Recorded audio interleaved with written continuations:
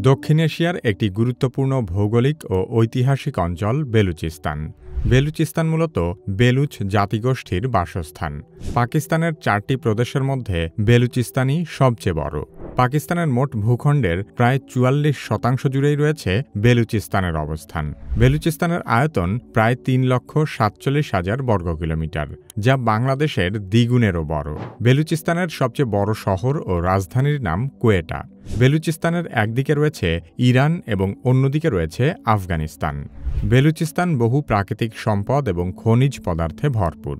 বেলুচিস্তানের একটি দীর্ঘ সাংস্কৃতিক, রাজনৈতিক ও অর্থনৈতিক স্বাধীনতা আন্দোলনের ইতিহাস রয়েছে। বেলুচ জনগণ মনে করে তারা পাকিস্তানের অধীনে নিপীড়িত এবং শোষণের শিকার। বেলুচিস্তান কেন স্বাধীন হতে চায় সে সম্পর্কে আলোচনা করা হবে কি কেন কিভাবে এই পর্বে। কি কেন কিভাবে চ্যানেলে আপনি নতুন হলে অনুরোধ করব সাবস্ক্রাইব করে বেল আইকনটিতে ক্লিক করুন।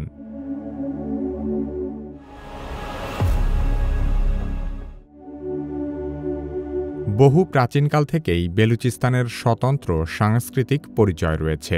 জরাথ্রুষ্টীয় ধর্মের ধর্মগ্রন্থ আবেস্তায়, গ্রিক ইতিহাসবিদ হেরোডোটাস এবং গ্রিক ভূগোলবিদ স্ট্রাবোর লেখাতে বেলুচিস্তানের উল্লেখ রয়েছে। 330 খ্রিস্টপূর্বে মহাবীর আলেকজান্ডার এই অঞ্চল বিজয় করেছিলেন। তারপরও বহু সাম্রাজ্যের হাত বদলের পর 17 শতকে অল্প কিছু সময়ের জন্য বেলুচিস্তান মুঘল সাম্রাজ্যের অংশ হয়। পরবর্তীতে এটি পারস্য সাম্রাজ্যের অধীনে চলে যায়। ব্রিটিশরা বেলুচিস্তানকে সরাসরি ব্রিটিশ ভারতের অংশ হিসেবে দখল করেনি, বরং এটিকে একটি আধা স্বাধীন রাজ্য হিসেবে শাসন করত। 1839 সালে ব্রিটিশরা প্রথম বেলুচিস্তানে প্রবেশ করে। পরবর্তীতে 1876 সালে খান অব কালাত নামক বেলুচিস্তানের সবচেয়ে বড় রাজ্যকে ব্রিটিশরা তাদের অধীনস্থ করে নেয়। তবে তারা সরাসরি শাসন করার পরিবর্তে খান হিসেবে পরিচিত স্থানীয় শাসক ও বিভিন্ন গোত্রের সর্দারদের মাধ্যমে বেলুচিস্তান পরিচালনা করত। এই ব্যবস্থাকে সর্দারি সিস্টেম বলা হতো।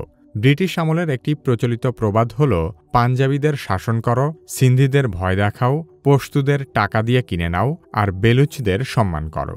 বেলুচদের কাছে সবচেয়ে গুরুত্বপূর্ণ ছিল নিজের ভূমি, নিজের গোত্র আর নিজের সর্দার। সে কারণেই ব্রিটিশরা সরাসরি বেলুচিস্তানে হস্তক্ষেপ না করে বেলুচ গোত্রপতিদের সম্মান দেখিয়ে পরোক্ষভাবে এই পুরো অঞ্চলের নিয়ন্ত্রণ নিয়ে নেয়। বেলুচ জনগোষ্ঠী অত্যন্ত অকুতভয় যোদ্ধা। লড়াই এদের রক্তে মিশে আছে এবং এই জাতির মানুষ যুদ্ধ করতে ভালোবাসে। তারা যেন ব্রিটিশদের বিরুদ্ধে যুদ্ধ করতে না পারে, সেজন্য ব্রিটিশরা কৌশলে বেলুচদেরকেই নিজেদের পক্ষে যুদ্ধ করাতে থাকে। এক পর্যায়ে ব্রিটিশ সেনাবাহিনীতে শুধু বেলুচিস্তানের সৈন্যদের নিয়ে গড়ে তোলা হয় বিখ্যাত বেলুচ রেজিমেন্ট। ব্রিটিশরা নানা কৌশলে বেলুচিস্তানকে নিয়ন্ত্রণে রাখার চেষ্টা করলেও বিভিন্ন সময়ে বেলুচিস্তানে ব্রিটিশ বিরোধী বিদ্রোহ ও অসন্তোষ দেখা দিয়েছে। 1920 ও 30-এর দশকে বেলুচ জাতীয়তাবাদী চেতনার উত্থান ঘটে। সেই চেতনা থেকেই 1947 সালে বেলুচরা পাকিস্তানের সাথে যুক্ত হওয়ার বিরোধিতা করে। কিন্তু তখনও পর্যন্ত বেলুচিস্তানের জাতীয়তাবাদী চেতনা অতটাও শক্তিশালী ছিল না, যার মাধ্যমে তারা নিজেদের জন্য একটি স্বাধীন রাষ্ট্র গড়ে তুলতে পারে। সে সময় তৎকালীন বেলুচিস্তানে থাকা কালাত রাজ্যের প্রধান খান পাকিস্তানের সাথে স্ট্যান্ড স্টিল এগ্রিমেন্ট নামে একটি চুক্তিতে সই করেন। সেই চুক্তিতে বলা হয়েছিল, পাকিস্তান সরকার স্বীকার করছে যে কালাত একটি স্বাধীন রাষ্ট্র, যার মর্যাদা ভারতের অন্যান্য রাজ্যের চেয়ে সম্পূর্ণ আলাদা। কালাত বা বেলুচিস্তান স্বাধীন রাষ্ট্র হলে সেটি কি পাকিস্তানের অংশ নাকি আলাদা, সেই বিষয়টি পরিষ্কার ছিল না। কিন্তু পাকিস্তান এসব বিষয়ে মাথা না ঘামিয়ে বেলুচিস্তানকে নিজেদের সাথে যুক্ত করে নেয়, যার ফলে 1948 থেকে 1950 সালের মধ্যে তৈরি হয় প্রথম বেলুচ বিদ্রোহ।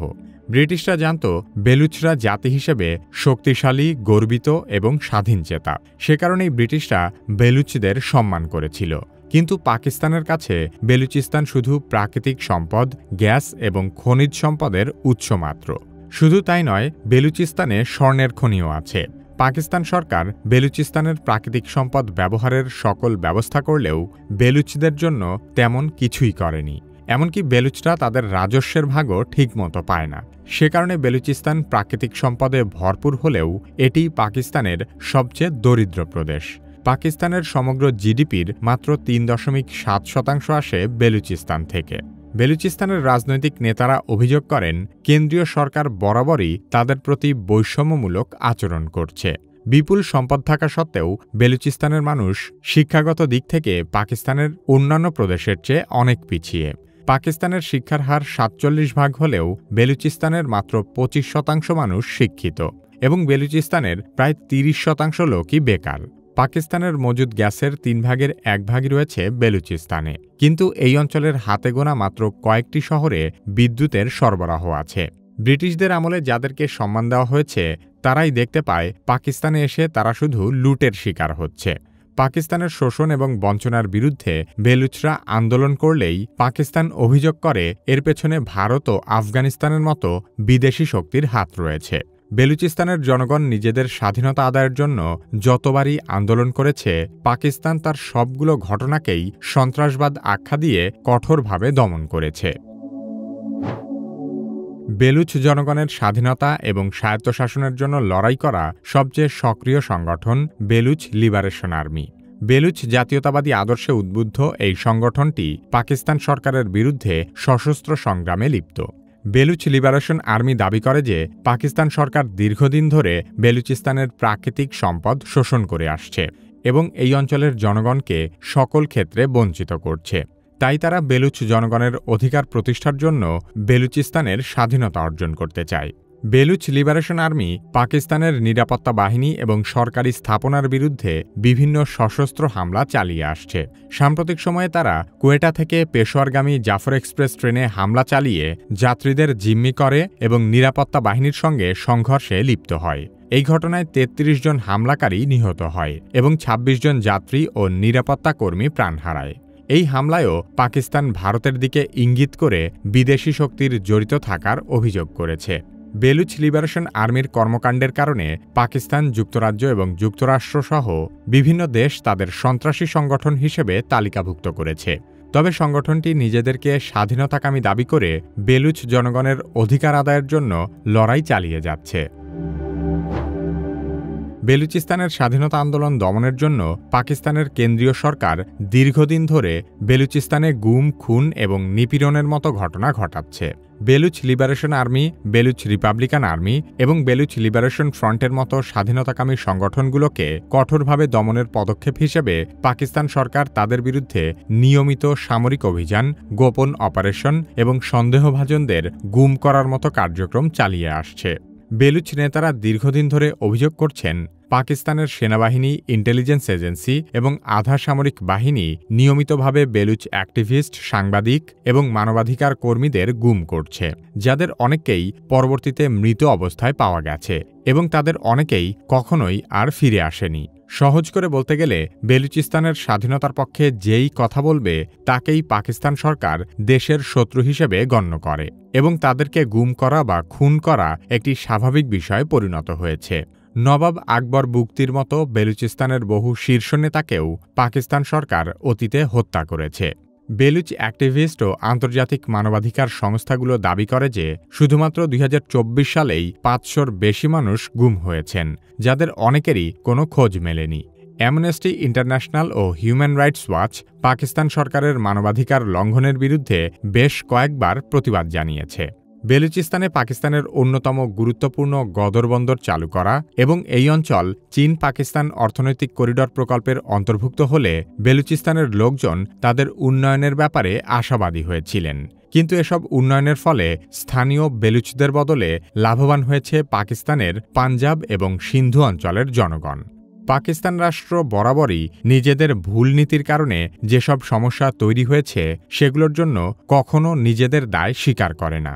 পাকিস্তান কখনোই ইতিহাস থেকে শিক্ষা নেয়নি।